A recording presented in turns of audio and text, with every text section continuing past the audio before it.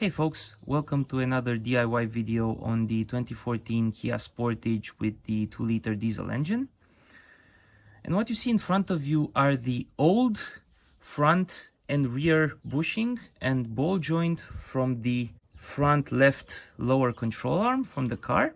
And you see them here because about a week ago I decided to spend some time and replace both ball joints and all 4 bushings from both front control arms, mainly because both rear bushings from a quick visual inspection seem to show cracks, and I needed to check more thoroughly to see if that was the case.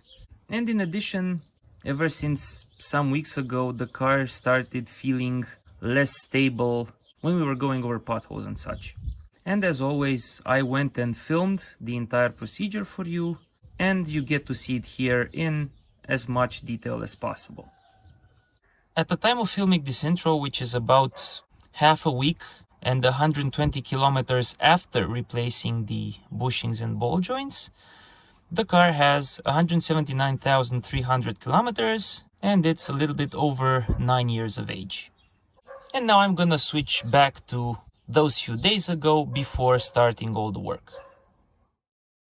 And we start with safety first. I've raised the front of the car and put it on 2 3-ton jack stands. On the right hand side I also have the bottle jack that I used to raise the car that's still holding on to it.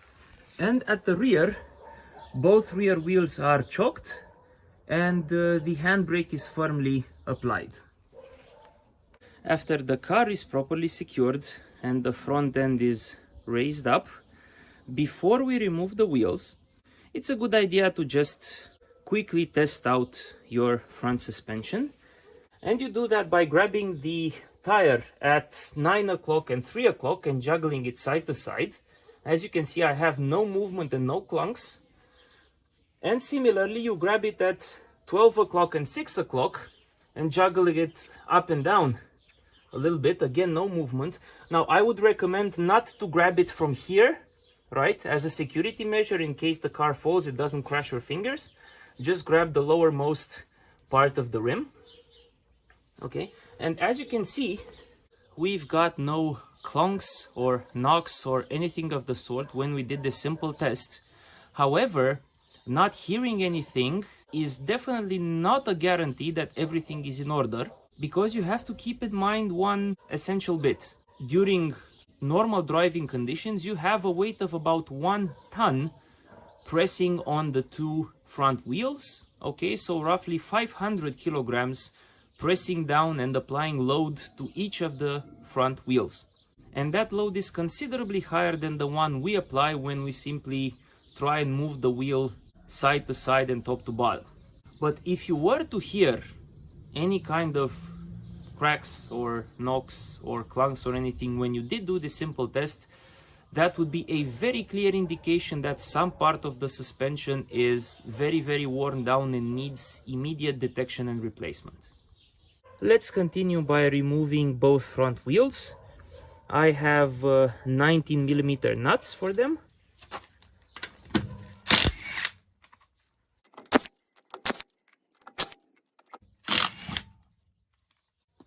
Okay, this is number 1, and I'll do number 2 off camera.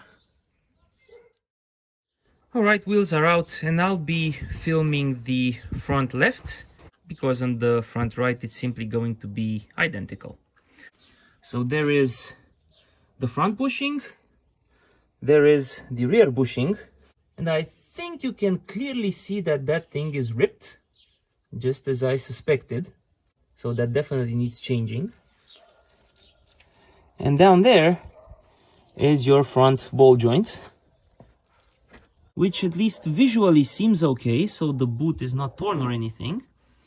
But if we're changing one bushing, we might as well change all 3 components because they all have the same age.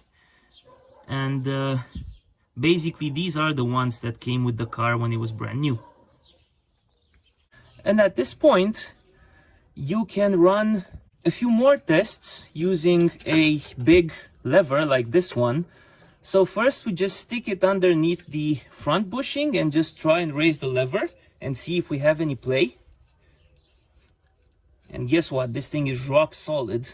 We don't seem to have a problem with this front bushing. However, let's see what happens when we do the same for the rear bushing.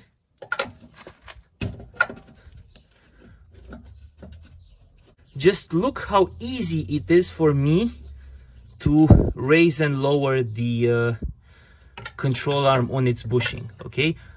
Normally, I should definitely not be able to do so by hand. So that's a second confirmation that this bushing is shot. And it kind of makes sense for that to happen, because if you take a look, right, again, applied physics, so from the center of the wheel, you've got a shorter arm or distance to the front bushing than you have to the second, which means any kind of load applied like this or like this to the wheel during normal driving is going to translate in a higher momentum of force or torque that's trying to twist that bushing than it is trying to twist that one. So in most cases, the rear bushings are going to be the ones that fail first. And this will also apply to the Range Rover, but that's a discussion for another future video. All right, so with that established, let's start the work towards removing both lower front control arms. And we'll have to start by removing the underbody shield, because we will later need access to this bolt right here. Now, as you probably know, I have this metal shield, which is held in place in 6 points with some 13mm nuts that I'll have to remove with care. But if you have the plastic one, that's just held in place with a couple of screws, and overall, in both cases, it's relatively easy to do, so I'll just do this off camera. And with the shield removed, let's first see what we need to take out. So as I've shown you before, this is one bolt for the front bushing. Down here is the second bolt. This one is for the rear bushing. As you can see, both of them are not adjustable, so these are not camber bolts. As for the control arm, you have this bolt here, which at the front has a castle nut and a cotter pin. And the ball joint itself, luckily, will not need to be pressed out or pressed in, because it comes part of an assembly that also contains this metal bracket, which is connected to the control arm by 2 nuts that screw in 2 studs, which you can see here, and a bolt there at the back. So let's begin with the ball joint, because this one seems to be the most difficult one to tackle. And let's start by first pulling out the cotter pin with a pair of pliers. Okay. And now the nut and bolt head for this bolt here both take 17mm hexes. And if you don't plan on using any power tools, which by the way would be very helpful for this particular operation, a long breaker bar is definitely going to help, though you will have to apply far more elbow grease, as they call it. In any case, for that front ball joint nut, it helps if you turn the steering wheel to make more room.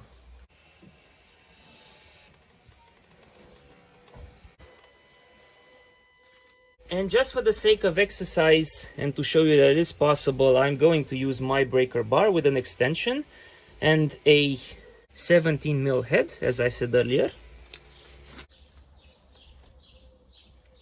And there we go. I've slackened it off. And now allow me to use my impact gun to finish the job. Yeah, way easier. Now the next potentially tricky part is we have to remove this bolt, i.e. push it so that it comes out like this. which may be easier said than done depending on its age, the amount of rust that it gathered, etc., etc. It's useful if you have some penetrating fluid for this occasion. And we have a little bit, so let's apply it first here. Okay. Next, apply it here where the two parts come together in the middle. Okay, right there. And you can also apply some of it here at the front. Okay. And just let it soak for a good couple of minutes. And after waiting some minutes, you can start by grabbing a ratchet and the 17 mil and try and spin it.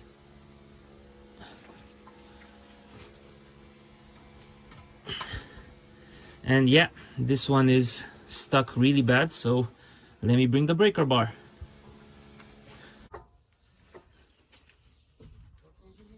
Okay, it is moving, but with difficulty. So I did get it to break its rust seal and slacken off. However, it's still quite difficult to turn. Now with no power tools, I would most likely continue twisting it with the breaker bar and applying some more penetrating oil until it becomes easier to spin. And let's see what the impact gun does with an extension. And after about a minute or so of using the impact gun in both directions, it's finally spinning with a bit more ease.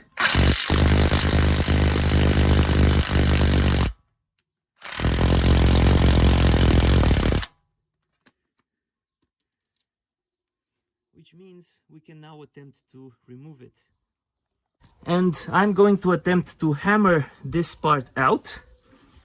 Now, even though I have replacement bolts here, so I will definitely not be reusing this, and it's generally a good idea to not reuse suspension bolts if you take them out after many years of use because of all the rust and age and everything. If you want to hit a bolt, never hit it directly on its head because you can damage its threads. Instead, take its nut, put it the other way around, and this will give you more surface on which to hammer, apply the hammer, and let's see. Yeah, it's all the way out. Okay, slacken the nut a bit more, apply the hammer.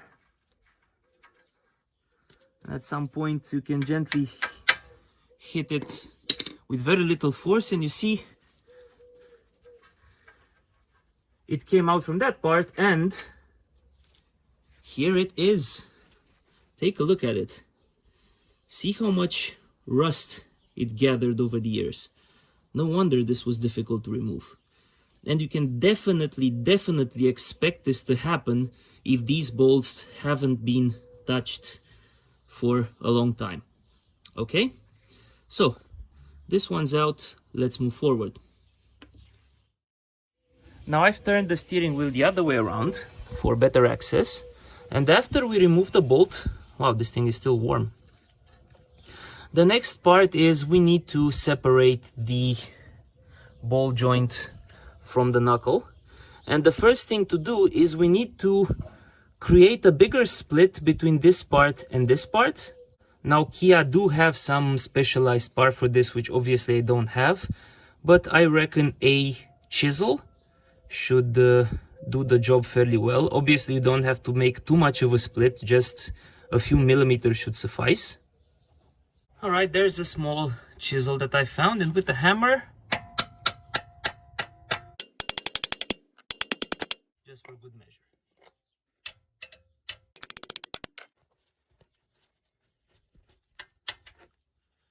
Okay. Next, use a long lever like this one, which you insert between the knuckle and the control arm down here, right around this area, something like so. And then you may need to even hammer it down a bit here. to make sure it goes in properly, and then just start applying leverage. And in doing so, you can see that we already got a few millimeters of separation, where you can see the ball joint part is no longer aligned with the bolt hole. So we're in the right direction. We just have to continue until the ball joint is out. And as another alternative, after you've created a few millimeters of space with the lever here, or if you have one that's small enough, you can go ahead and use a ball joint separator. As you can see, I've used two small nuts there, smaller than the diameter of the ball joint, so that the separator can push on the nuts and subsequently push downwards on the ball joint. Okay, and using a 22mm ratchet, and I switched the position of the separator slightly because in the original position it was hitting against the knuckle. By the way, with ball joint separators like these, do take precautions, because when they do separate, especially if the ball joint wasn't separated before, they can suddenly jump into any direction, and obviously they may hit you.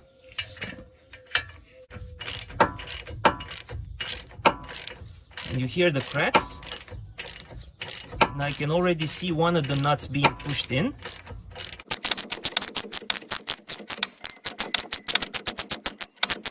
Now, if you've reached this point and you still can't remove it, because it still has a few millimeters to go, go ahead and put some more nuts on the top and continue with the ball joint separator.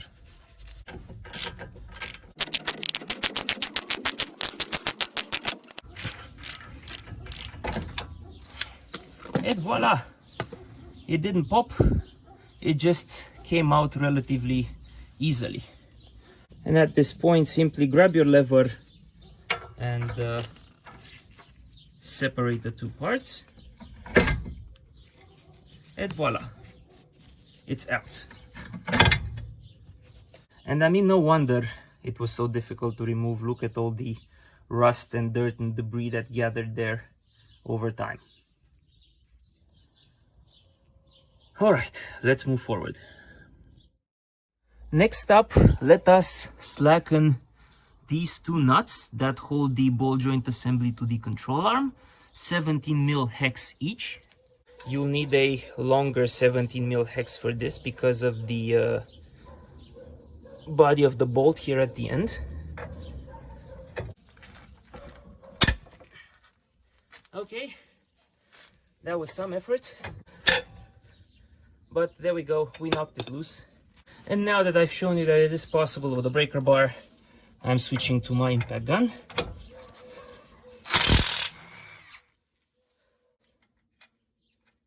Putting this one back for now. Do the same for the other one.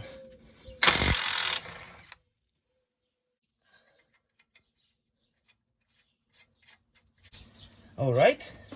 Next up, we have this bolt here, again 17mm hex, and again I'll be slackening it with the breaker bar just to show you that it can be done. If you don't have room, simply pull on the knuckle to one side. It should give you sufficient space. But there we go. You see that it is moving. And for the last bit, I'm using the impact gun and a U-joint. Here is the bolt in question. Finally, we have two more bolts to remove from each of the bushings. Let's start with the one at the back, which is a 19mm hex. And the bolt is tightened at the top with a 19mm nut, which we will need to hold in place as we unscrew the bolt. So I'm gonna use a spanner combination to hold the nut in place, and as I'm holding the spanner in place,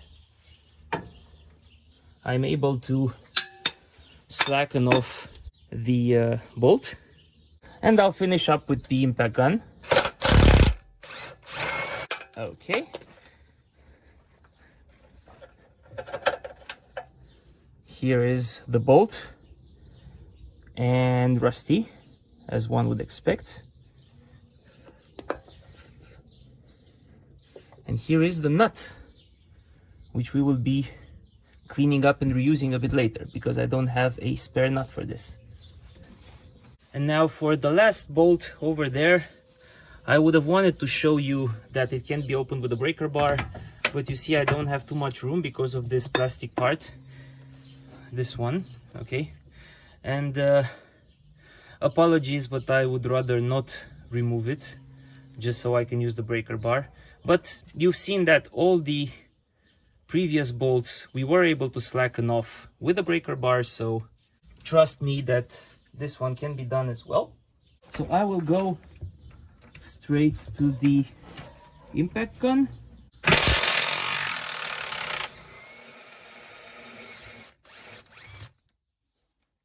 Okay, that was easy. Here is the last bolt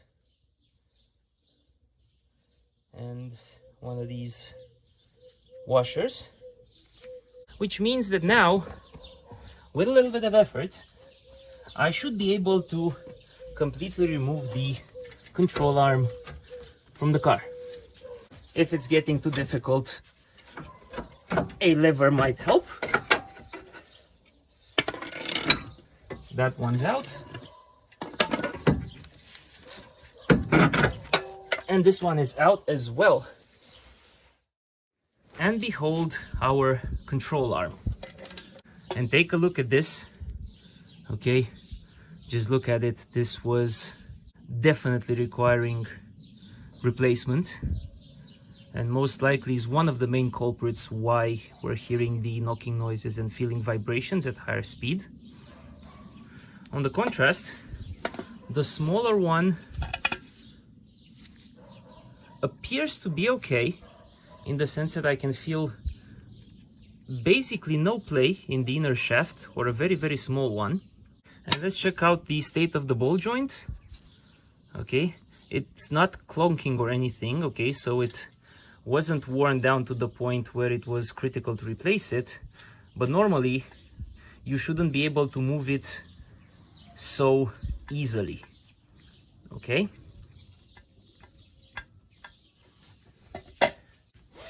To compare, here is our new ball joint from Lemforder. Okay, check this out. I literally can't push this one.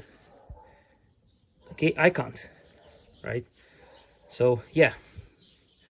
And just to show you one more thing, I took a flat screwdriver.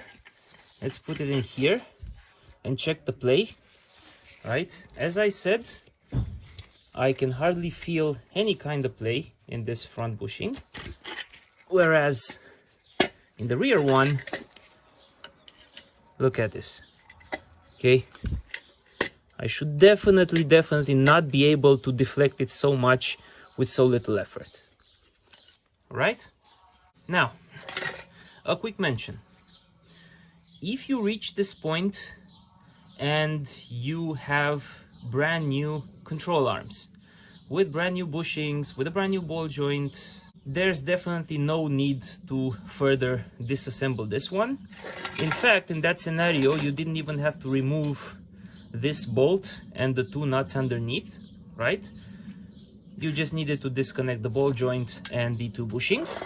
And from this point on, you could start the installation procedure for the new control arm.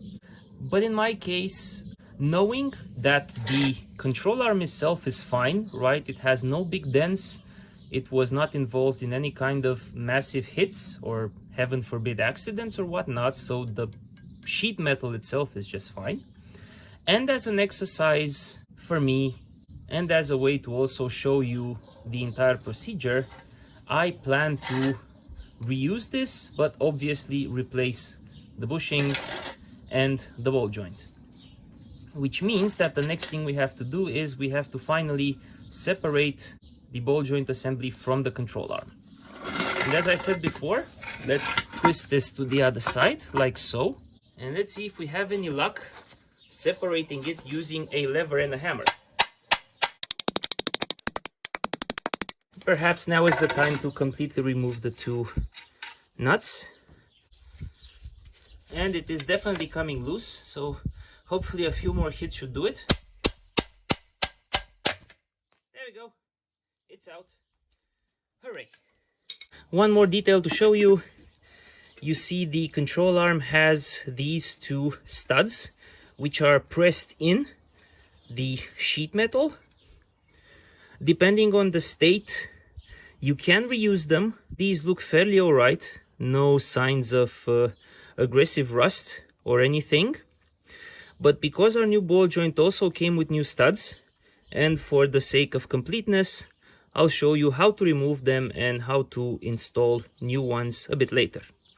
Stud removal technique number one, which is the more elegant way to do it, is to use a fairly standard C-clamp, right, at least 10 centimeters. And it's a similar procedure to when you're trying to remove a ball joint, right? You need one of these long hexes or anything similar. 22 is a good size because it covers the head of the stud, but can also sit well on the sheet metal. And then you can simply start twisting by hand, okay?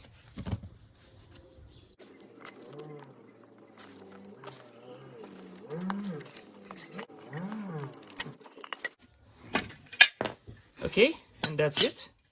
It's out. And the second option is the more brutal one, but overall faster. And it involves that spectacularly gentle tool named a hammer. Now you can either hit the stud in the head, if you really plan on not doing anything else with it afterwards, or if you have any purpose for it, just as I explained at the beginning with the bolt that was holding the ball joint in place, just screw a nut on top of it and that is it. So all in all, these things come out without too much effort. All right, moving forward, I want to give this part a good clean before attempting to remove the bushings. All right, I spent a few minutes cleaning it just with soap and some brake cleaner, nothing special. And you can see the current state of the control arm, which is absolutely fine for a 9-year-old car, apart from superficial rust, which is more of an aesthetic issue than anything else. This one is pretty solid, right? And obviously the superficial rust does not impact its performance or structural integrity in any way. So the sheet metal itself, the control arm itself, is absolutely fine to be reused. And I chose to clean it up before removing the bushings for a very important reason, which I need to touch on before removing anything. And I want you to take a look at these bushings, and as you can see, they're installed with a certain orientation, right? So take this one here, the big one. It has rubber here, right? But nothing here and nothing here. The same principle, that is, can be applied for the front bushing as well. You see it has some distinct features like this dot here or this dot here or even this notch here, which indicate that it was installed in a very specific position in the control arm. And what we need to do before removing the old bushings is make markings on the control arm so that we are absolutely certain that the new bushings get installed in the same orientation. Now, why is this important? Why can't we just install them any way we please? Basically, the bushing is designed to react differently to loads depending on the direction the loads are coming from. Now, when you accelerate or brake, the load on the suspension is going to try and push or pull the control arm towards the back or towards the front.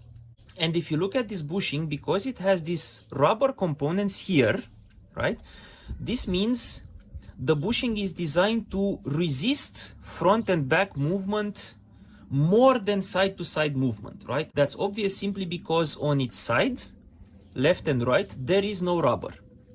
And why is that? Well, simply because you would like your control arm to not flex back and forth as the car is driving, but you do want it to flex side to side as the control arm is turning in order for the car to absorb the bumps. And if you were, for example, to install this thing, let's say twisted by 90 degrees, let's say you weren't paying attention to the original orientation and you just happen to install it instead of like so, you install it like so, then you will find that the control arm is much more difficult to move side to side because you will have rubber here, which means, for example, you will feel the bumps more, but more importantly, you will have less control of the car because there won't be anything to prevent back and forth movement. So this control arm will suddenly be more flexible, okay, back and forth as you're driving the car. So I reiterate, if you're pressing out and pressing in bushings, be absolutely certain that you install new bushings in exactly the same orientation as the old ones. Otherwise, you can run into a big number of issues ranging from the car feeling less comfortable to the car feeling much less controllable. And in the extreme cases, if the bushings get ripped altogether, you may even end up in an accident, heaven forbid. So the reason why I cleaned the control arm before is that I am now able to mark the bushing orientation on the control arm without the fear of those markings being lost. Let's start with the front one. Okay, this is the notch. Okay, we just make a sign here. This is where the notch needs to go. A bit wider actually, because I want to capture its entire width. If it helps, you can also mark these side notches as well on the control arm. And also the third mark over here. All right, let's move on to the back one. Okay, and here let's just mark the areas where the rubber needs to sit. Okay, it extends from here to here, and similarly from here to here.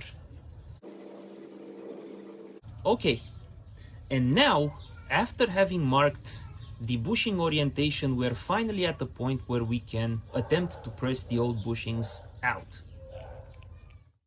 And for the pressing out, pressing in part, I went and bought myself a bushing press kit that looks like this.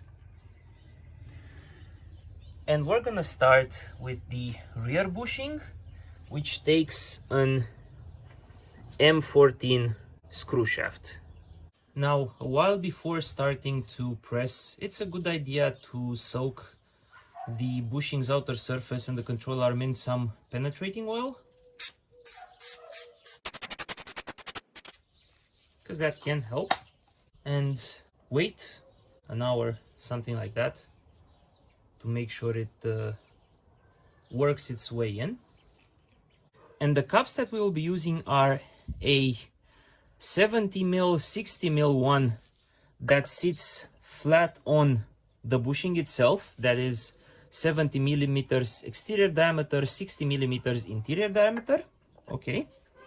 And the outside one is 80x70, which sits flush on the control arm lip. Obviously, it's important to always pick a cup size that is as close as possible but does not exceed the exterior rim of the bushing, the metal one. Okay, never use a cup to press on the rubber because you'll just rip the rubber, and then you'll have to remove the metal lip through a different method. And the outer cup should always sit with its full surface on the surface on the control arm around the bushing. Sometime later, when you're ready to start pressing, take the 14mm shaft and first and foremost apply some grease on the threads. Okay. Next, take whichever of the cups, of the two cups you want. I'm taking the larger one first. Shaft goes through.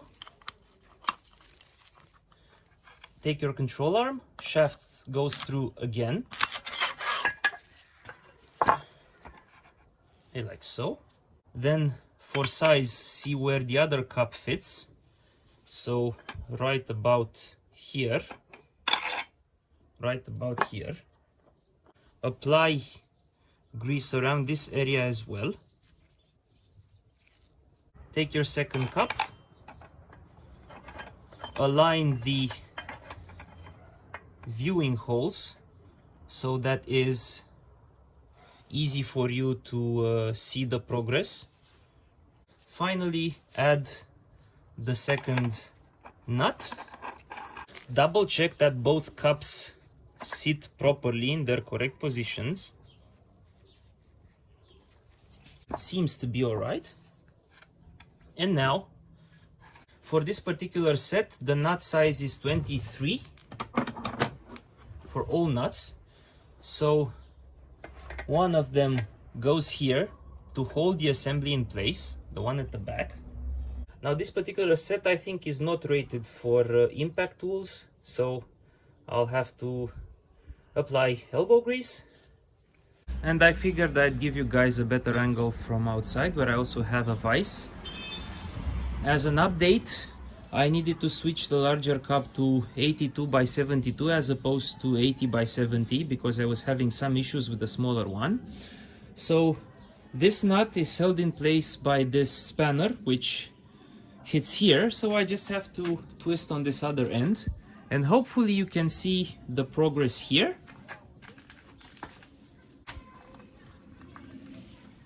You can see it's coming out.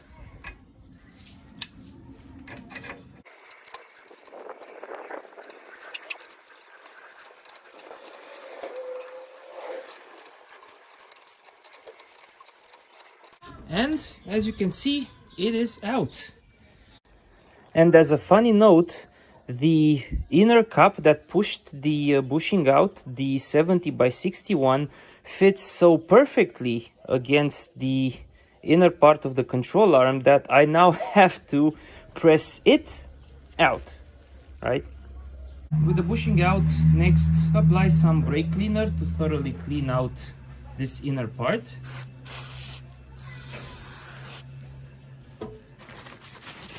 And wipe it off thoroughly.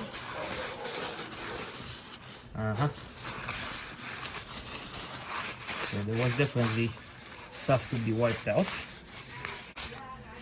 And let us install the new bushing.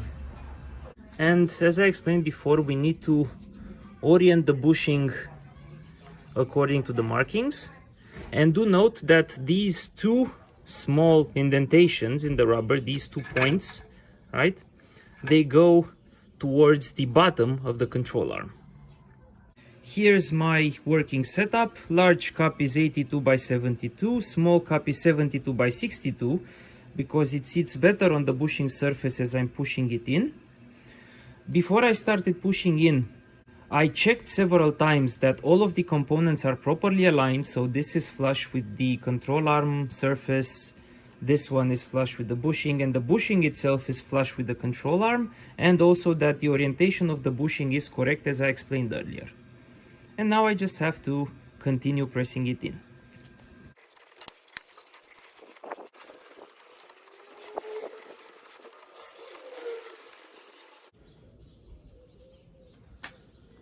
And that is it.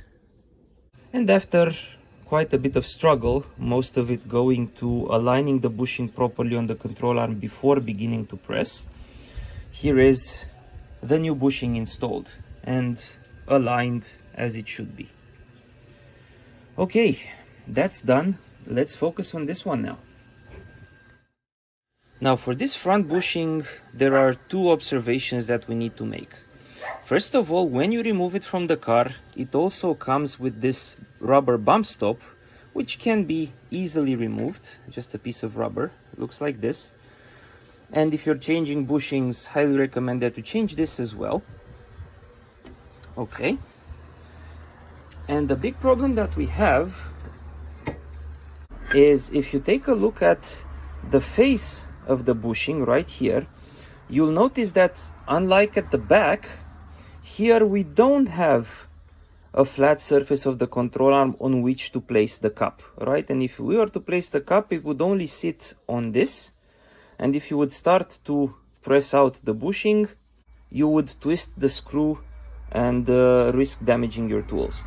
So we have to find another solution. Now, one solution that I've seen goes something like this. You drill multiple holes in the rubber, then you push out the metal sleeve, the inner metal sleeve, and then you come out with a chisel or a metal saw, and you work for a good amount of time to cut and remove the outer metal sleeve of the bushing. Now, that is really tedious and messy, and I didn't want to go down that route, so I'm going to try something else.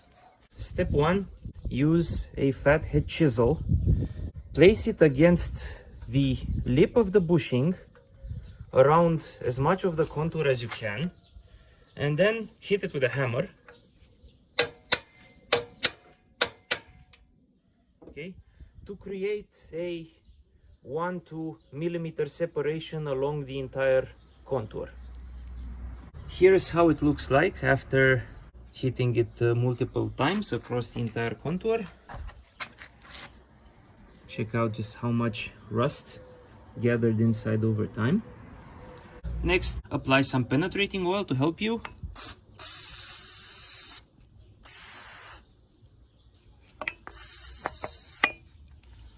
And just let it soak in for a while. Next up, we can use a bearing separator like this one, which, because we've raised the lip of the bushing, can be inserted, see, just between the control arm and the bushing.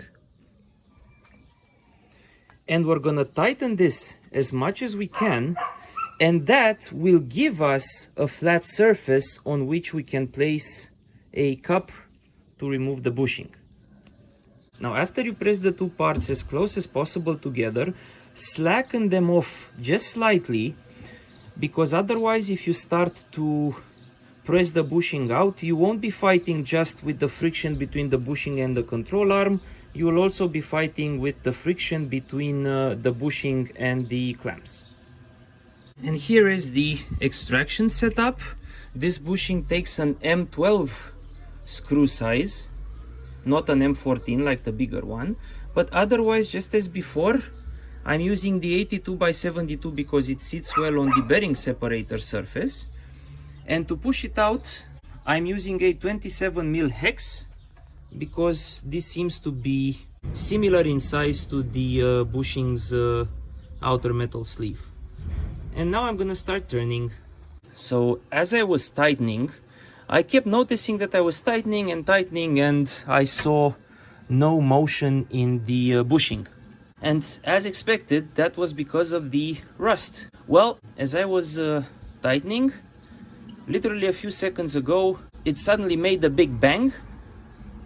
And you can finally see, hopefully, that it is starting to come out.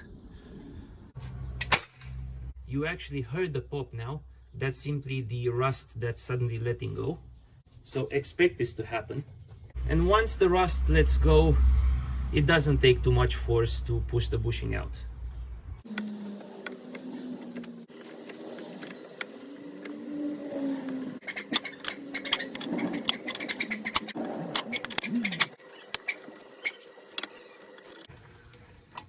And it is out.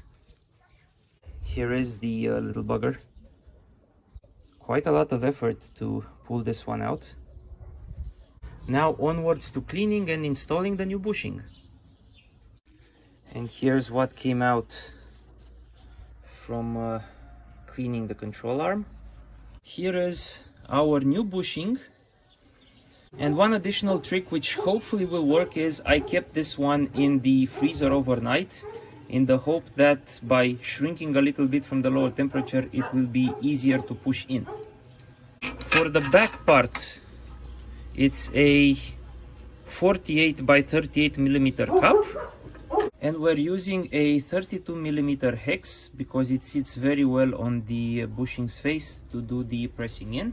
And one additional advantage of this setup is it makes bushing alignment easier, because if you take a look, this is the marking on the control arm and this is the notch, okay, and I have to twist this to align with the marking. And let's see how it goes.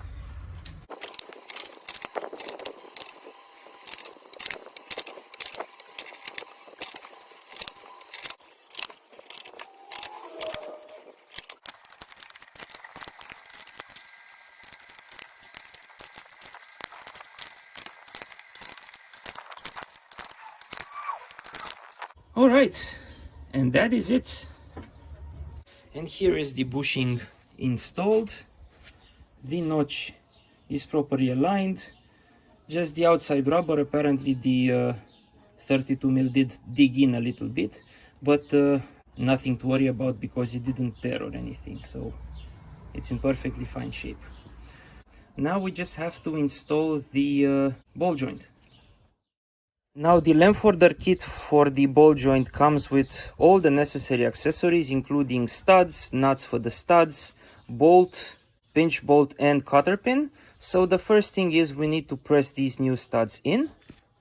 We can put our studs in position, both of them, like so. We grab our new ball joint, align it to where it's supposed to be, apply the new nuts, like so, and also the bolt, which goes in through the top of the control arm, and just tighten by hand for now.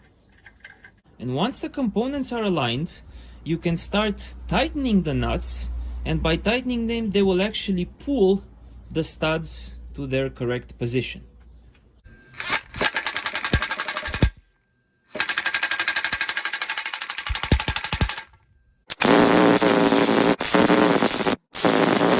And you get the idea.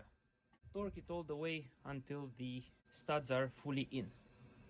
A while later, here are the two studs installed and the bolt as well. But before we move forward, a word of caution. Now this stud, when I installed it using the tightening of the nut, went in all the way, no problem. This one, well, not exactly this one, but the previous one, when I torqued it, it literally broke. And when I said broke, I mean it broke. Okay, I used the old nuts to do the tightening, right, because I know I'm gonna throw these away, and this is what happened. Okay, now thankfully I was able to remove the broken stud using this kind of clamp, and because I also have the ball joint for the other side of the car, I had two more studs and I was able to use another one from the other ball joint. So what's the takeaway from this? If the studs are too thick, it can be quite difficult to push them in. I think the best solution to push them in is either to use a big vise bigger than the one I have here, or to use the kind of C-clamp that is used to press ball joints out and into control arms. Unfortunately, I don't have one of those just yet, though I plan on getting one. Or maybe even if the old studs in the control arm, when you take the control arm out, are looking good, which as a matter of fact the old ones from our control arm were looking fine, see no rust, nothing critical, it's probably a good idea to reuse those and don't hassle with pushing in new studs. And if you're worried that I may have damaged the thread part of the studs as I was pulling them in, if you take a look, there are no signs of bolts being stretched. Okay, that would have been an indicator of too much torque applied. But thankfully we're good here and we can safely use these as they are. With this done, all that's left is for us to torque the nuts and bolt for the ball joint to the correct torque.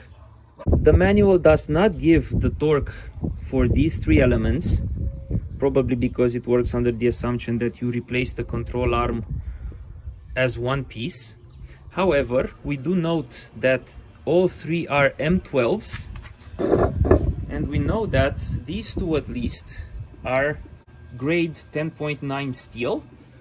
And if we look at online charts, a safe torquing value for this kind of bolt and this kind of steel goes about 110 to 120 Newton meters. So that's the value we will be using as well.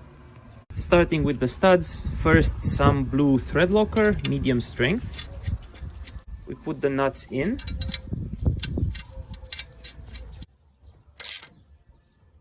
All the way. That's one.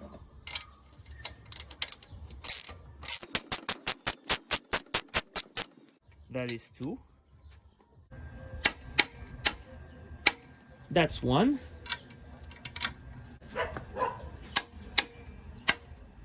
That's two. As for this bolt, we first need to take it out. This wasn't torqued or anything, it was hand tight.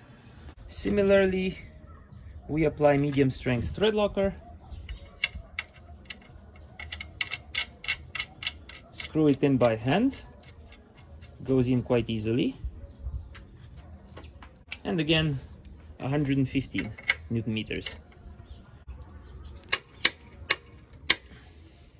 And that is it. And our left side control arm is ready to go back to the car. And we're back at the car. And before installing anything, we need to spend time to clean all the areas where the control arm is going to mount. Okay, you see everywhere you have signs of rust and dust there as well, and especially here. Take some time, hand brake cleaner or whatever cleaning solution you have and some elbow grease, and make sure these parts are clean before installing anything.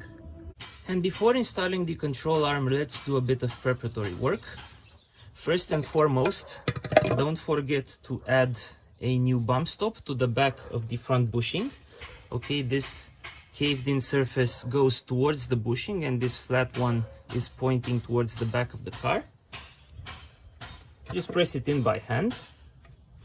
Then let's take a look a bit at the ball joint. Now normally when it is connected to the car, right, the rubber sits something like this, and there is a seal created between the knuckle and the rubber. But if you want to help that seal, you can apply some silicone grease, which does create a seal and does not attack rubber. Just a little bit on the surface here. And now let's do something that will make the next person working on the suspension really happy.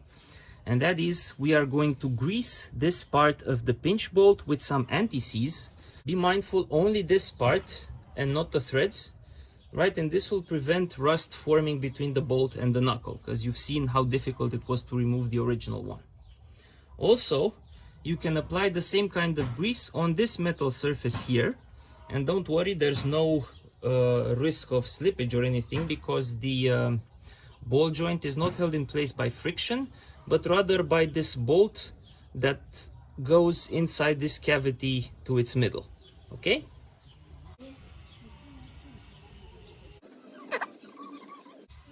That's the greasing part done. And now I'm going to start struggling to install the control arm back. It takes a bit of effort, and I don't think I can film it because I don't have the angle, because I'll be underneath the car. But I'll show you the end result. And after some struggle, I managed to put the control arm in its place. You can see two brand new bolts. As I explained at the beginning, I'm definitely not reusing those old rusty bolts. And I've also aligned the ball joint head with the knuckle, but you do not have sufficient force to simply lift the control arm in the knuckle hole. So I'm going to help myself with a small jack. The metal head fits perfectly to the base of the ball joint. And there you go. It is in position. Next, let's grab our pinch bolt, right, with the grease applied to this area, as I explained before. And let's put it in.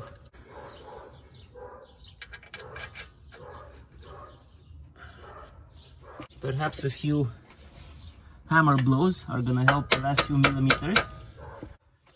Okay, and it is in. Perfect. Can remove the jack nut. Last part is to add the nut and torque it down. Okay, I've added some medium strength thread locker, and here is our new nut.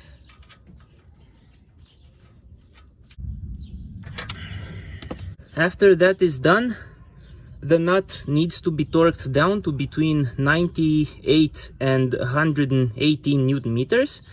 I've chosen about 115. As a note, always try and torque by the nut. The torque is given for the nut. Don't torque on the bolt head. This is advice from Sretan from M539 Restorations. If you have to torque by the head, apply 10% more torque. That's it.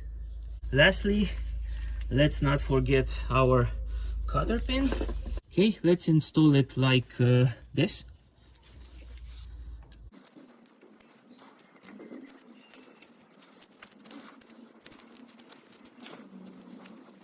All right, cool. So, ball joint is installed. Hooray! Okay, second bolt and nut are coupled together, tightened by hand. And that pretty much concludes the replacement of the bushings and ball joint for the front left. Now I'm gonna quickly start working on the front right. Obviously it's going to be the same procedure. I won't film all of that in detail, but I will give you the key moments. First, some penetrating oil on the pinch bolt's nut. Wait a couple of minutes. Next, straighten up and remove the protective cotter pin.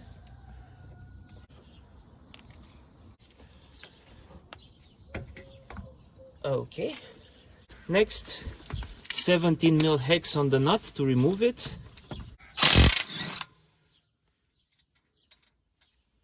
Okay. Some more penetrating oil to prepare the pinch bolt for removal.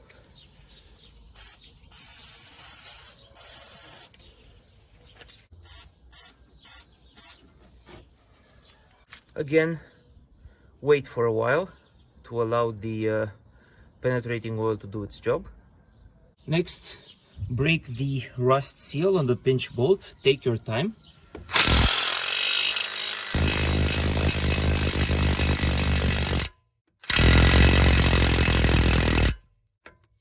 Alright. Then hammer the bolt out. If you want to reuse the bolt, install the nut the other way around on its head and hit the base of the nut with the hammer. If you don't want to reuse the bolt, you can hit the bolt directly.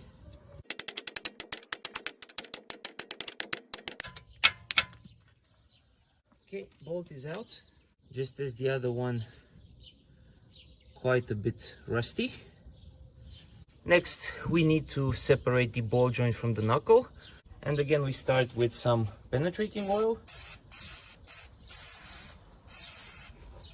Next, use a chisel to create a separation between these two parts of the knuckle as a preliminary step towards detaching the ball joint, and hit it with a hammer.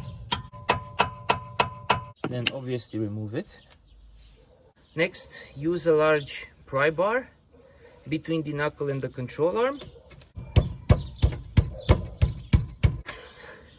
Next, use 4 nuts like this, 13mm outer diameter.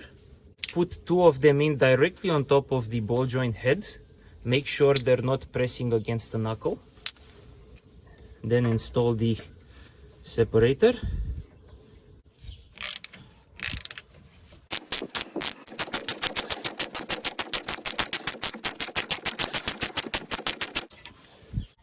and add 2 more nuts on top of them.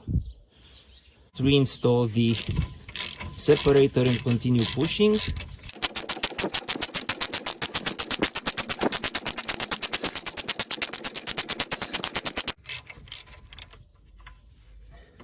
And there you go, it's out. And again, a little bit of lever action to detach it completely. Okay.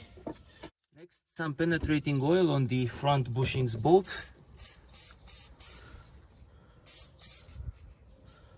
Maybe towards the back of the bushing as well. And after some time,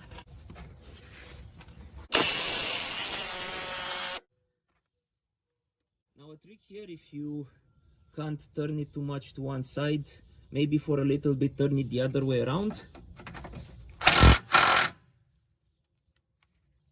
And then attempt again.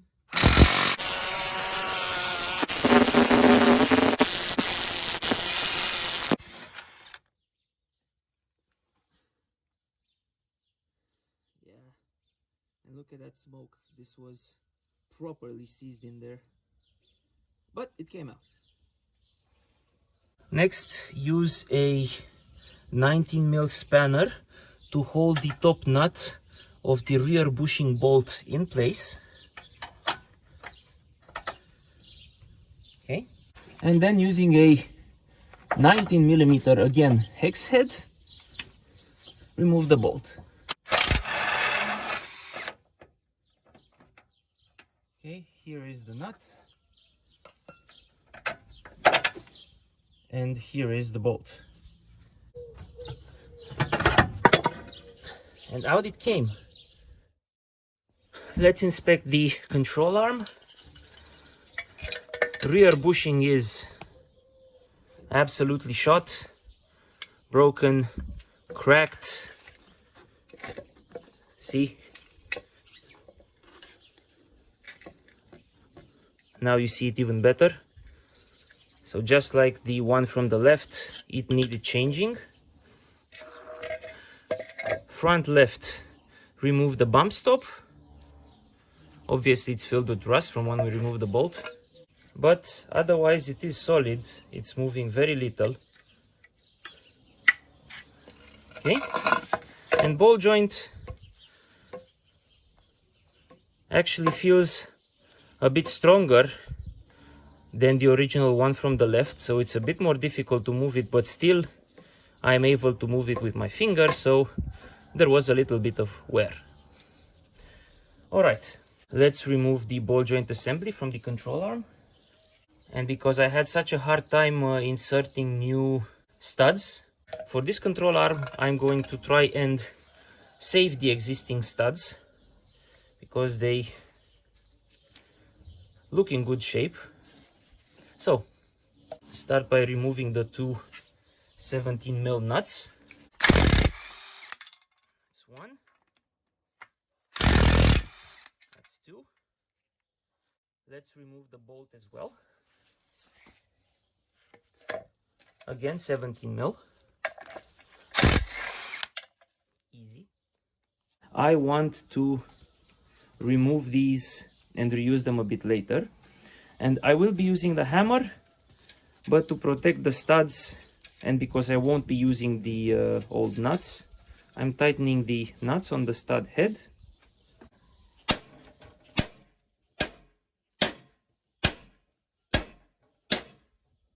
Okay, it's sufficiently out, you see it's moving. And I won't continue further. In fact, I want to push these back all the way now that they're out by a few millimeters. Interesting observations here. So the grooves don't bite just the control arm.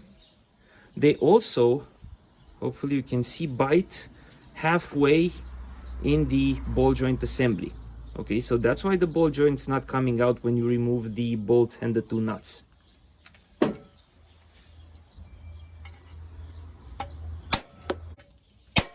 Okay, that's one back.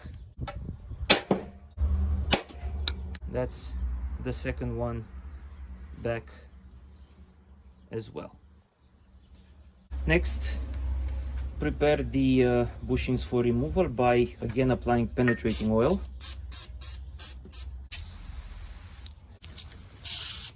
And letting them soak in for a while. Then clean up the area around the bushings so that you can mark the notch on the front one and the rubber orientation on the second one. Okay.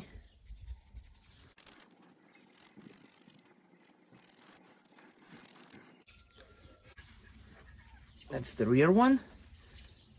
And for the front one,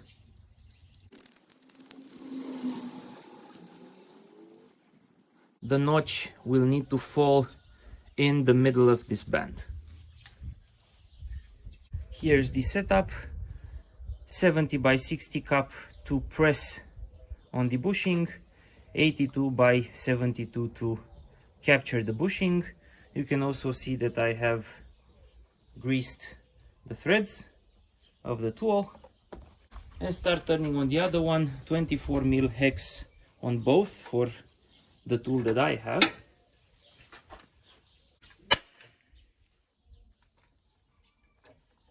That's the rust seal breaking.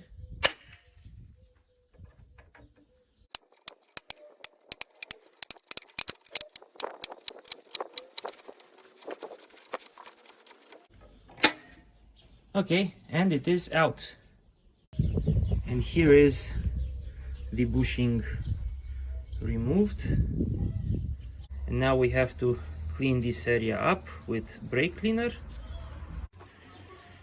Here is the setup for pressing the new bushing in: 82 by 72 cup towards the end and 72 by 62 to do the actual pressing.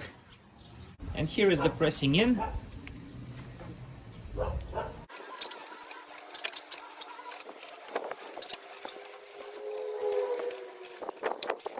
Okay, here's the bushing installed.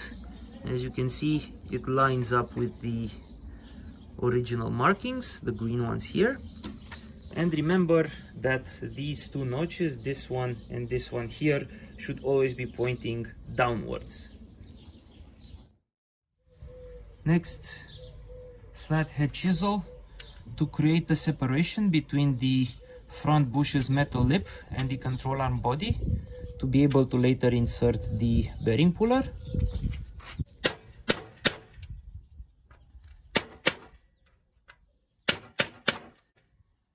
When you're done, it should look something like this. Next, install the bearing puller. Make sure you don't tighten it too much so it has play around the bushing, because you don't want it to grip the side of the bushing. You just want to create something that presses against the control arm so that you can place a cup on top. As a side note, this particular bushing was so rusted on the inside that I'm not able to easily put the M12 screw in. And this also explains why it was so difficult to remove the original M12 bolt from the car.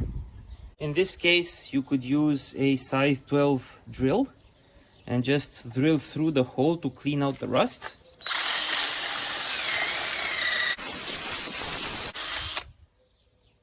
And after that, and a bit of cleaner with the brake cleaner, it does work to push in the M12 screw. And here's my setup. I needed to use multiple cups because the long thread otherwise hits the control arm, so I can't really push this one too much to the back. And I wanted full access to this head in order to use a breaker bar as opposed to a spanner. So the biggest one on top is a 72 by 62. Pick whichever value sits well on the bearing puller and gives the bushing inside sufficient clearance. And at the back, we have a 27mm hex, as you can hopefully see. And here is the bushing removal. Expect pops. Okay, that was the pop.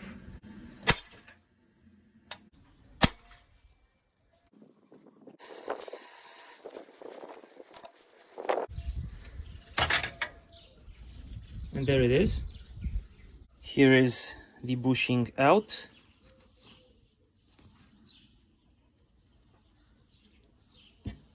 Next, brake cleaner and wipe the interior clean.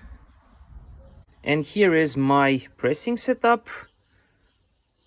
48 by 38 cup on the receiving end, 32 mil hex to do the pressing, and don't forget to align the notch on the bushing with the marking. As for the actual pressing, the spanner is holding this end in place. Unfortunately, I don't have a 24 mil hex that's long enough to allow me to use the breaker bar, so I'm using a pipe wrench, and easy does it.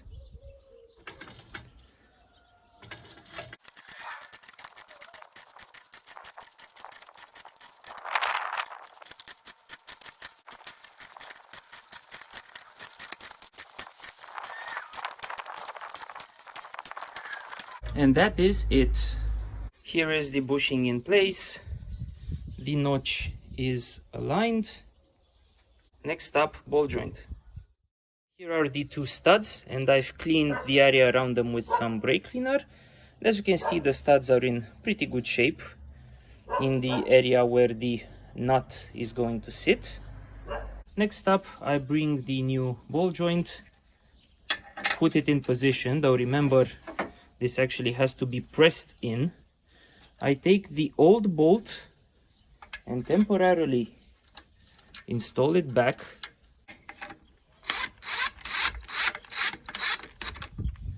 Like so.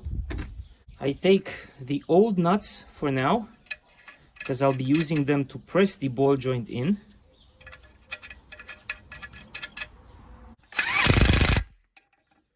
And a little bit in each side.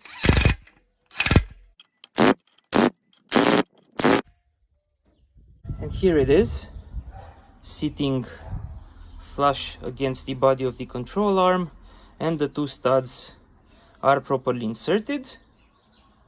So now we remove the old nuts.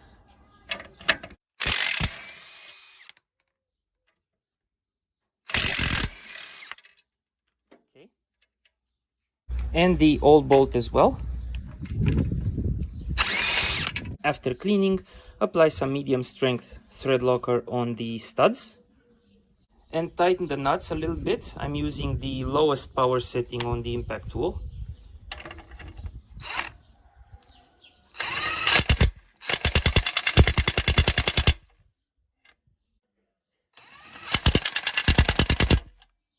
Okay, switching to medium setting.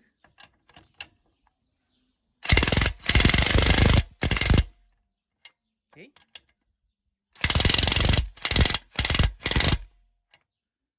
And the last part, torque them down to about 115 to 120 Newton meters.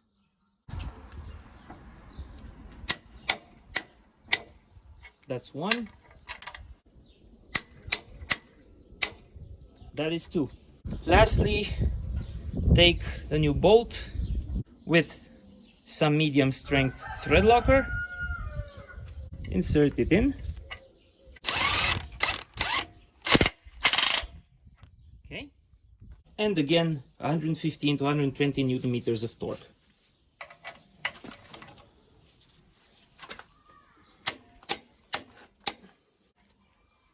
That is it. The control arm is ready for installation. Back at the car, we begin by cleaning up the control arm insertion points, especially the areas that have had rust, and the knuckle as well. Take your time and make sure you clean it thoroughly. After you cleaned up the mounting points, recommended to apply a bit of silicone grease on the top of the ball joints rubber to create a better seal, as well as a little bit of your preferred anti-seize to help prevent rust forming, but apply anti-seize only on the metal part, not on the rubber. Don't forget to install a new bump stop. The flat face needs to be pointing towards the back of the car. It goes in easily. Then roughly wiggle the control arm in its correct position, aligning the two bushings first. And after some struggle, we are able to insert the bolt for the rear bushing and we secure it in place. We just tighten the nut a little bit by hand to make sure the bolt doesn't fall off. That's it, no torquing, no further tightening. Also screw in the bolt for the front bushing just a little bit to make sure it doesn't fall out. Then straighten up the wheels and it becomes relatively easy to also align the ball joint with the knuckle. And after the two components are roughly aligned, help yourself with a small jack placed directly beneath the ball joint.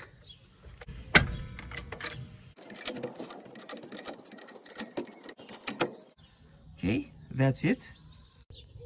Once the ball joint head and the knuckle are properly aligned, if you look through the bolt hole, you will see no obstructions for the insertion of the bolt. Next, prepare the bolt. Apply some anti-seize on the non-threaded part only to prevent the formation of rust, and some medium strength thread locker on the threaded part. And insert the bolt. It should go in smoothly. If not, help it a bit with a hammer. All right. Then let's install the nut.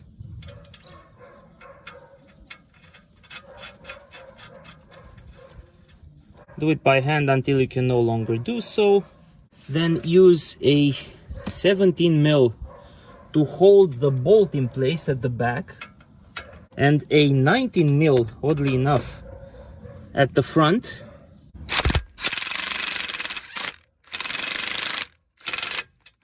Okay.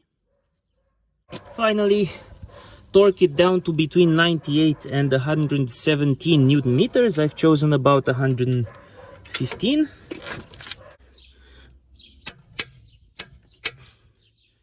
That's it. Lastly, don't forget to install always a new cotter pin. Never reuse cotter pins.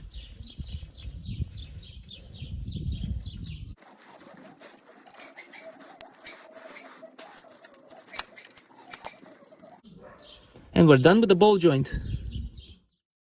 Next, I'm gonna take out each of the bushing bolts in turn, apply anti-seize on the non-threaded part, and medium strength thread locker on the threaded part. Here's the bolt for the front bushing, and in it goes. It's almost in, and I'm tightening it 17mm hex. However, I am definitely not going to be torquing it at the moment. So I'm just tightening it by hand, and I'll leave it like so. And I'll explain the rationale in a couple of minutes. Here is the second bolt prepped, just like the first one. And I am reusing the nut from the old bolt because the new bolt did not come with a new nut. Okay, and again I'm going to continue tightening it by hand with a spanner, but I will definitely not torque it yet. Next up, I remove the bolt for the front bushing to prep it for final installation. And we tighten it gently. That about does it. Lastly, we've taken out the rear bolt and again prepped it for installation. And in it went. Spanner on the nut, lowest torquing setting, and that's it. And with both control arms back in place, time to put the wheels back on. Again, we haven't torqued any of the bushing bolts. Next, out come the two jack stands. Lastly, don't forget to torque the wheel nuts at about 102-105 Newton meters in a crisscross pattern. 1,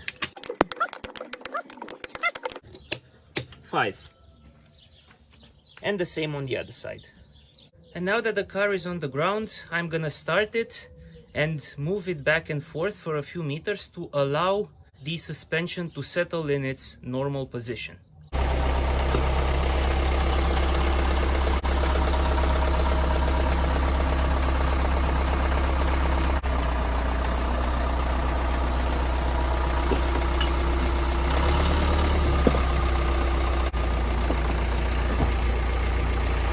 And now that the car is settled, we can proceed to finally torque the bushing bolts. The torque for the front bushing bolt is between 117 and 137 Newton meters. I'm gonna go with about 130. Okay, that's it. Similarly, 130 Newton meters for the front right bushing bolt. That's it. Now the rear bolt needs to be torqued between 137 and 157, obviously while holding the nut in place. And I'm gonna apply a little bit over because, as I explained before, if you're tightening by the bolt and not by the nut, you should apply something like 10% more torque. Okay, so I went with 150 plus 10% would be actually 165. Okay, so I'm gonna go with 165. And that is it. And 165 Newton meters for the front right rear bushing bolt. Remember to hold the nut in place with the spanner. Okay, we're done. Now with both control arms installed, all the bolts torqued and everything, it's time to go out on a test drive. Here we are during the test drive, and the car is actually stable and the steering wheel is straight. And if we now go to a higher speed, like 100 and a bit, where previously we would feel some noticeable vibrations, now the car is absolutely stable, which is very good news. And the car definitely feels more composed over speed bumps. But we definitely need to take the car out for a alignment. Thankfully, the alignment shop is fairly close to my location. Here's another interesting detail from the test drive. Here is the rear left wheel, and if I touch it, it's fairly normal temperature. However, if I touch the front left, I feel it is warmer. And the same story is on the right side. Front right is a bit warm, front left is normal. The misalignment is causing additional stress on the rubber and is making it flex more than normally, and this additional flexing generates more heat. So tomorrow we'll go and do the alignment, and I'll do another test drive afterwards. And we went and did the alignment, and I went and did that second test drive, and it proved to be very successful. I'm really happy with the results, in the sense that, first of all, the car feels much more stable over potholes and bumps, and number two, that nasty vibration that was getting bigger with speed is no longer there. So I can confidently drive at 110, 120 kilometers an hour without any feeling that something's wrong. So we did a good job. And now that that is done, I owe you two explanations. The first, why did I torque the bushing bolts after I moved the car a bit and allowed it to settle, and not immediately after putting the control arms in place? And number two, why was alignment necessary, especially considering that the control arms for this particular car are in no way adjustable? So let's go and talk about these two topics. And let's first touch on the alignment part. And this typically means the adjustment of up to 3 distinct angles that the wheels make relative to the vehicle, the chassis, however you want to call it. And I've made this drawing to hopefully make the explanations a bit more clear. Let's start to the left, and here we have what's called the toe angle. For my Romanian viewers, this is called unghi de convergență, which translated to English would mean the convergence angle. And this is normally the angle made by each of the tires with the forward direction of the vehicle as seen from the top of the vehicle. If this angle is positive, you have what's called toe in, and it means that the fronts of the tires are closer together than the rear of the tires, right? So D1 is smaller than D2. This was the case for our Sportage before we did alignment. Obviously, if it's the other way around, you have what's called toe out. Next, we have what's called the camber angle, in Romanian unghiul de cădere, which translated in English would mean the falling angle.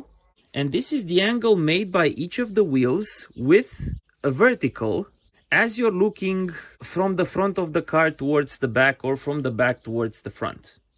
Now here, if the tops of the wheels are further apart than their bottoms, it means you have positive camber. And if you stay for too long with a positive camber, you're gonna start seeing the tires wearing out on the outside. Similarly, the other way around, you have what's called negative camber, and then if you stay too long in that situation, you will start to see your inner tires wearing out first. The third angle is called the caster angle, and in Romanian this is called unghiul de fugă, which translated to English would be the runaway angle. Now the caster angle is the angle made between a line connecting the lower and upper pivot points of your wheel with a vertical line. This is the way the car would be moving forward in this particular drawing, so it moves forward like this. You see you have a positive caster angle, meaning that the line between the pivots is situated behind the vertical. The other way around would be a negative caster angle. Now, all the vehicles on the road allow a manual adjustment of the toe angle, as I'll show you in a second. But not all vehicles allow the manual alignment of the camber or caster. However, in all three cases, do take note that worn bushings, or more generally worn suspension components, may lead to these angles falling outside of the manufacturer specifications. Right? So every manufacturer gives a table saying that for vehicle X, model Y, etc., etc., these angles should each fall between a certain interval in order to guarantee that the car handles safely and the tire wear is even. Now, in the particular case of the Sportage, the camber and caster are non-adjustable because you do not have adjustment bolts or so-called camber bolts on the lower control arms as you've seen. By contrast, let me show you the front suspension on the Range Rover. And here I'm at the front of the car looking at the front left wheel. And let's start with the toe-in. As I said, all cars allow the adjustment of the toe angle, and this is done at the connection between the inner and outer tie rods. You have this nut here that gets loosened, and then you twist the inner tie rod, which effectively screws into the outer tie rod to bring them closer together, or screws out of the outer tie rod to bring them further apart. As for the camber and caster, if you take a look here, you'll see that this particular bolt, which is the bolt that connects the front of the lower left control arm to the chassis, has a specially shaped washer at the back. And the idea is that if you turn on this bolt, it will not twist along its own forward axis, but rather this special shape will force it, as you twist it, to move either towards the out of or towards the inside of the chassis. There is a similar bolt back there to the rear of the lower control arm, and effectively by turning on these two bolts either at the same time or independently, you are able to adjust both camber and caster. And that's why these bolts are called camber bolts, for reference. And let me exemplify this theory with the before and after results on the Sportage's alignment that we just did. Obviously the text is in Romanian, but I will translate. Effectively, valori nominale means the nominal values, i.e. what the manufacturer says that the value should be between a minimum and a maximum. diagnosis shows the values before the alignment, and ajustare or adjustment shows the values after the alignment. Now, some manufacturers give only angles, other manufacturers may give the values in millimeters, as is the case here. So let's see what we got.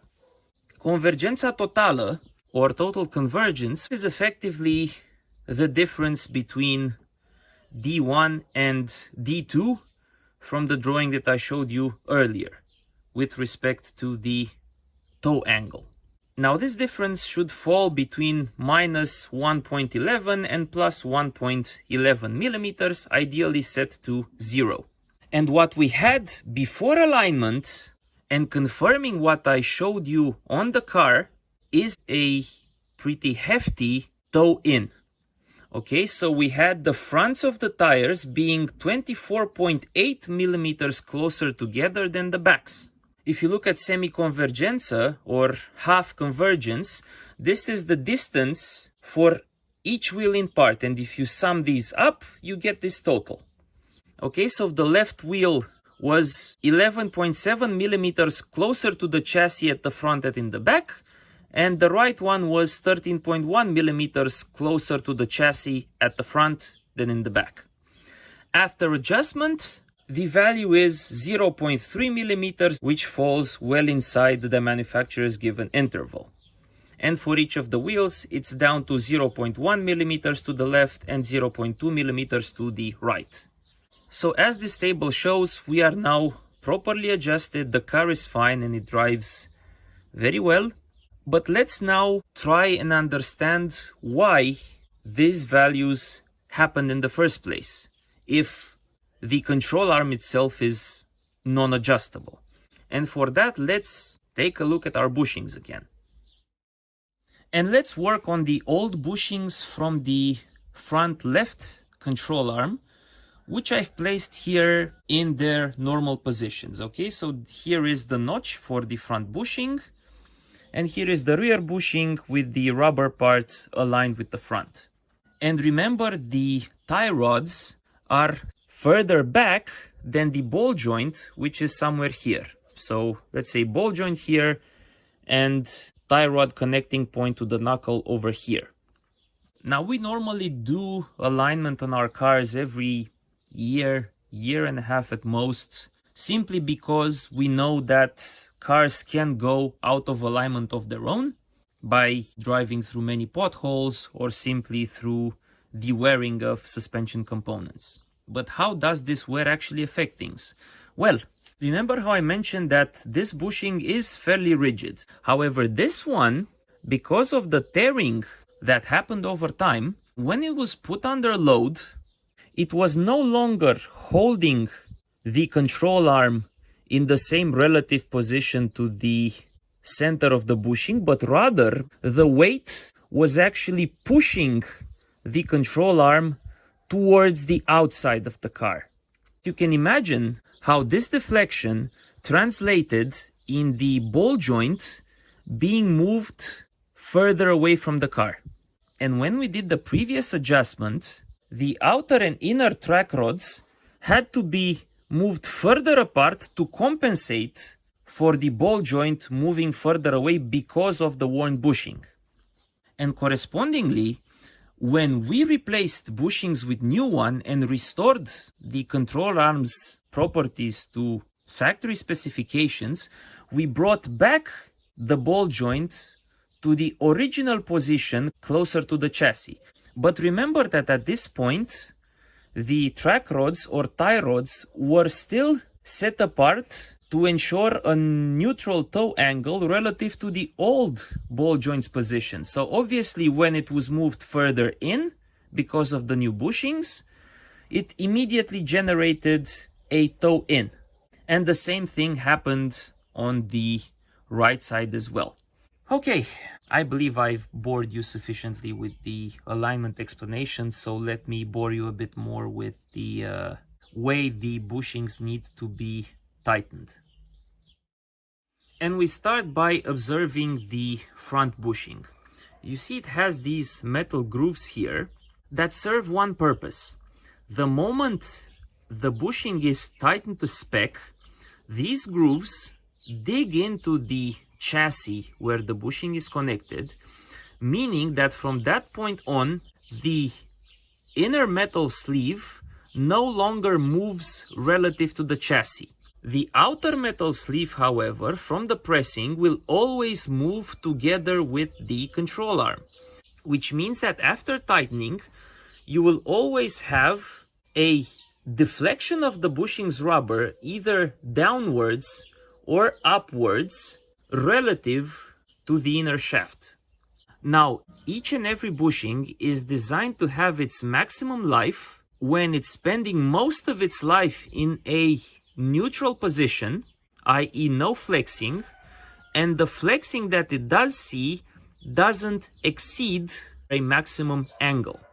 And in order to ensure this maximum life, obviously we need to match this no flex position of the bushing, this default position if you will, to the position in which the control arms are going to spend most of their life.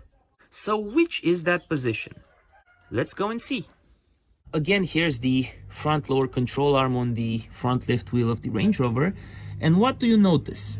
The default position of this control arm is for it to be horizontal.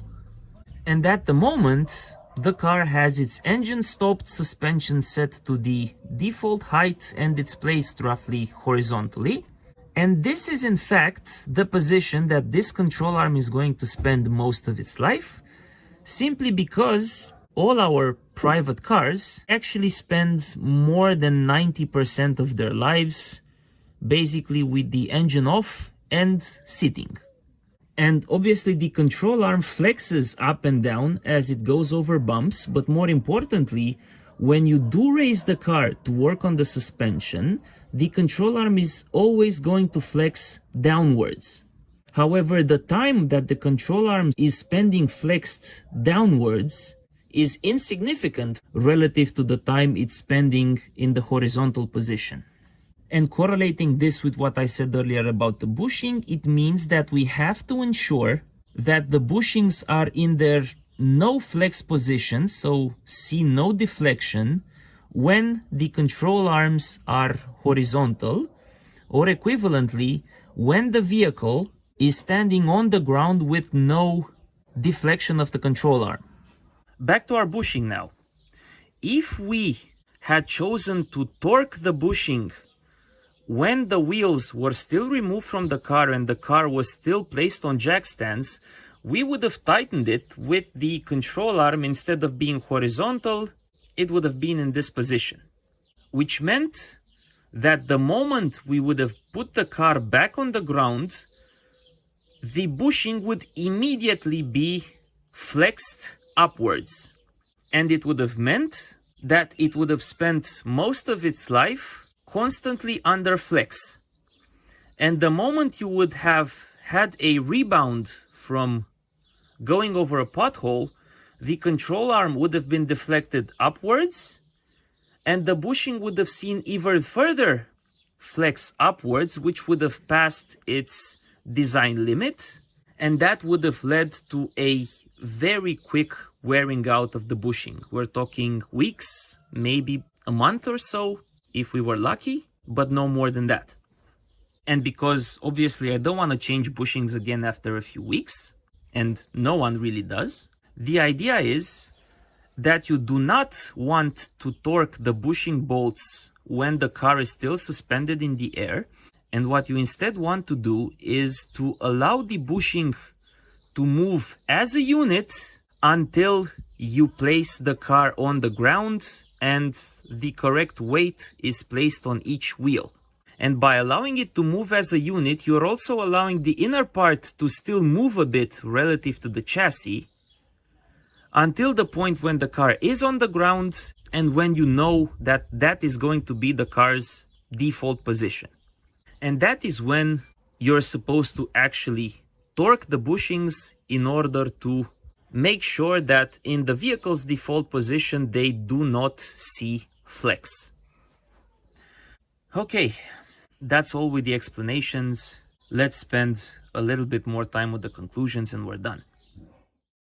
And for once, I'm gonna start the conclusions part by talking about cost, because for this particular case, it makes for a few interesting observations. Now, I have used genuine OE parts on everything except the ball joint, which, as I said, I've used the best available, which is Lemforder. And here are the numbers. Front bushing about 22 euros. The bushing stopper at the back about 5 euros. Rear bushing 30 euros. Lemforder ball joint was about 30 euros. The bolt for the front bushing 3 euros and the bolt for the rear bushing 7 euros. Which brings the parts total for one control arm to 97 euros. Let's round it up to 100. Which means that I spent 200 euros in total on parts for both control arms. And by the way, I definitely do recommend that you buy new bolts. Don't assume that you can reuse them, because usually these can get quite rusty and difficult to remove. And even if you do manage to remove them without having to cut them or going through some extreme measure, it's not worth the saving from not buying new ones. Now, if I had gone with all OE parts, including the ball joint, it would have been 120 euros. So the OE ball joint was 20 euros more expensive than the Lemforder one. And the dealer wanted 130 euros in labor to replace just the bushings and the ball joint. So 130 euros plus 2 times 120 euros, which would have been the parts, means that I would have spent 370 euros at the dealer to do the same operation that I did, excluding alignment. Now, a brand new complete control arm would have been 230 euros a piece, and for that the dealer would have wanted 90 euros for labor, which would have meant a grand total of 550 euros to replace the control arms in their entirety. So clearly almost 200 euros more. So if I were to compare just the cost I've had with the parts, it means I saved 130 euros. However, keep in mind that I had to buy all the tools to do the bushing and ball joint pressing in and pressing out. The 3 sets that you've seen. Now these 3 cost me about 300 euros, which means that I still have to recuperate 130 euros from my investment in tools. However, we have to consider that I also need to do ball joint and bushing replacements on the Range Rover, and the Range Rover has 8 control arms, 2 for each wheel. So I'm virtually guaranteed to recuperate my cost and even more once I repeat this operation for the Range Rover. So it was well worth for me investing in those tools, which I get to obviously keep from now on.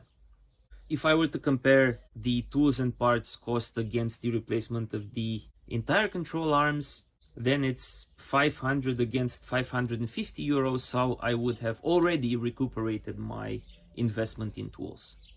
And apart from the costs, there are some important observations worth making. First and foremost is that yes, it is quite possible to press the bushings in and out of the Kia Sportage's control arms, which means that if you go to a dealer and they tell you no, it's not possible, then, well, they're wrong, as you've clearly seen. Now, if you don't have bushing press kits and whatnot, but still want to reduce the cost a bit, then with some rather simple tools and a torque wrench, you are able to remove and install completely the control arms from the car. And if you then take those to a garage to do the pressing in and pressing out of the bushings, then you will have at least saved the cost of having to remove the control arms from the car, which would have been an additional charge made by the garage towards you. However, do be careful with the state of the control arms, the steel part. If they have no visible deformations, no clear damage, no excessive rust, they can be reused. However, if it's the opposite case, I don't really recommend putting new bushings in them. It may be a better idea in that situations to spend a bit more money and actually replace them with brand new control arms and bushings. Lastly, because some people might argue that I should have greased the new bushings before installation. As far as I know, only poly bushes require greasing before installation. As for greasing new bushings, I'm against the idea for the main reason that I explained earlier. I definitely do not want to create any possibility for the bushing to spin around inside the control arm, something that would be facilitated by the presence of grease there, as that may lead the bushing to actually stabilize in a position that puts additional flex on the rubber, and it would lead to premature wear of the bushing. And in any case, the most difficult part that I found throughout the entire pressing in operation is not the actual pressing in. If you're able to use a breaker bar to turn the steel screw that does the pressing in, it doesn't really take too much force.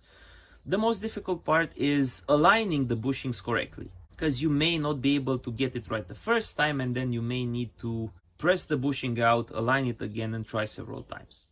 Okay folks, and with all of that said, apologize if I bored you with too many explanations, but this pretty much concludes the bushing replacement operation for our Sportage's front control arms. And as always, thank you very much for watching this video. If you found it useful or entertaining, please consider subscribing. I wish you all a fine day, and I will see you again next time. Take care and goodbye.